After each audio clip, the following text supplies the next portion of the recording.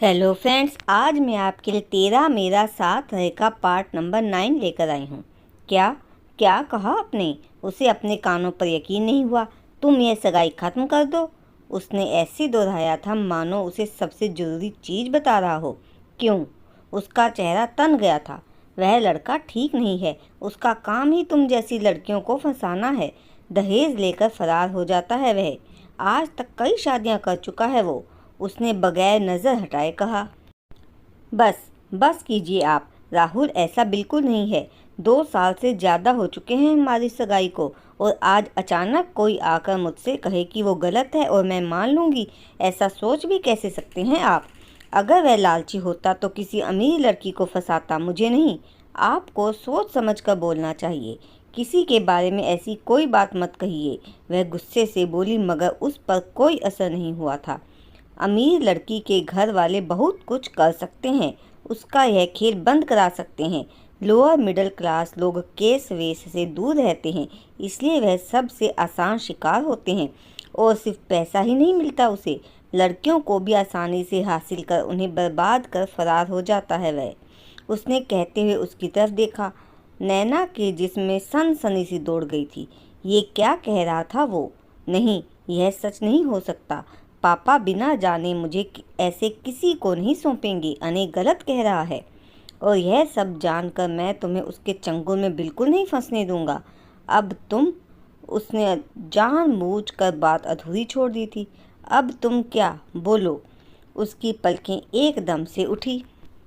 तुम आराम से इत्मीनान से मेरे बारे में सोच सकती हो और प्यार भी कर सकती हो। वह एक अरसे बाद दिल से मुस्कुराया था। यह सब झूठ है, चाल है। राहुल को मैंने नहीं, मम्मी पापा ने चुना है।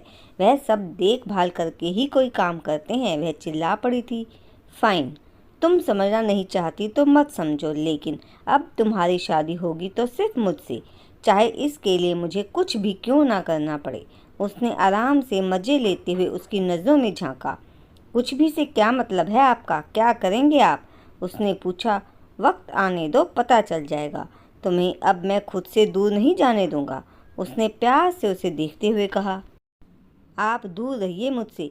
पता नहीं ऐसी कैसी बातें करते रहते हैं आप। वह पैर पटकती हुई वहाँ से चली गई, जबकि गुनगुनाते हुए वह दूर तक उसे निहारता रहा।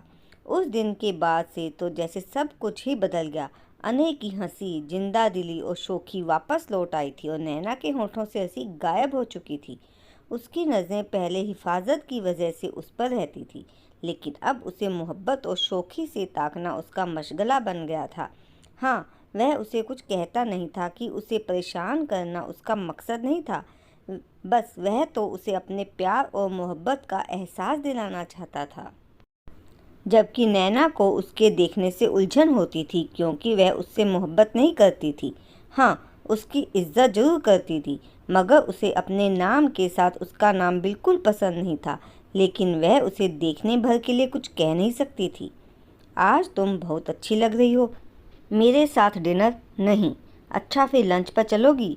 यह सुनकर नैना ने उसे कहर भरी नज़रों से देखा था। गुस्से और बेबसी से मुंह फेर कर जाने लगी। क्यों दूर जाती हो मुझसे? क्या कमी है मुझ में? वह उसकी आंखों में देखते हुए बोला। नैना ने उसकी ओर देखा। वह लाखों में एक था। तकरीबन 6 फीट का गोरा चिट्टा नौजवान था। कसरती जिस्म, अच्छी आदतों, और सबसे बड़ी बात, उसने कभी उसकी कैरेक्टर के बारे में कोई गलत बात नहीं सुनी थी। चाह कर भी वह उसमें कोई कमी ना निकाल पाई थी। इतना स्मार्ट लग रहा हूँ क्या? वह उसके आगे चुटकी बजाते हुए बोला। वह झेंप गई थी। ऐसा कुछ नहीं है, मैं कुछ और सोचने लगी थी। यही ना कि हम पहले क्यों नहीं मिले। ओह प्लीज़ बंद कीजिए अपनी हरकतें। आप क्यों मेरे पीछे पड़े हैं? मुझे कॉलेज में यह सब पसंद नहीं है। हम यहाँ पढ़ने आते हैं, कम से कम मैं तो पढ़ने ही आती हूँ। मैं इस तरह की हरकतें पसंद नहीं करती। आखिर आप चाहते क्या हैं? मैं बस तुम्हें चाहता हूँ नैना, तुम्हारा प्यार, तुम्हारा साथ चाहता हूँ। I love you, marry me. उसकी निगाहों की सच्चाई वह सह नहीं पा रही थी। आप सीन मत क्रिएट कीजिए प्लीज़। यहाँ बहुत खूबसूरत लड़कियाँ हैं और आप पर मरती भी हैं। मुझ में ऐसी कोई खूबी नहीं है। आप वहाँ ट्राई करें। वह कुछ स्टूडेंट्स को आते हुए देखकर बोली। तुम्हारे अलावा मुझे कोई और नज़र नहीं आता नैना। मुझे खूबसूरती नहीं, खूबसूरती चाहिए जो मुझे मिल चुकी है। अपनी नहीं तो मेरी रेपुटेशन का ख्याल कर लीजिए कुछ। वह चाह कर भी आवाज़ में नफरत ना ला पाई। नताशा ये मंजर देख कर सुलग रही थी। वह चाह कर भी कुछ कर नहीं पा रही थी। उसका बस चलता तो वह नैना को अने की ज़िंदगी से ही नहीं बल्कि इस दुनिया से भी गायब कर देती।